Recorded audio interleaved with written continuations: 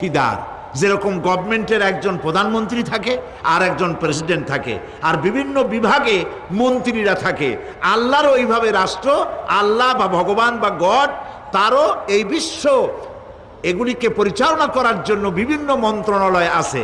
আর ওই সব মন্ত্রণালয়গুলিতে আমাদের দেব দেবতাগুলিকে এইভাবে শরীক করে রাখা তিনি রেখেছেন। এটা হলো তাদের ধারণা। 2 নম্বরে,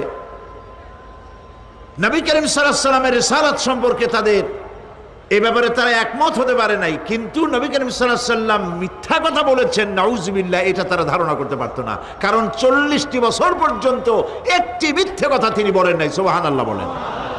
নবুয়তের আগ পর্যন্ত কোনো মিথ্যে কথা তার কাছ থেকে লোকেরা শোনে নাই।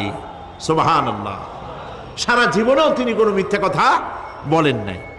তৃতীয় যে বিষয়টি, এই বিষয় ছিল তাদের মারাত্মক প্রশ্ন।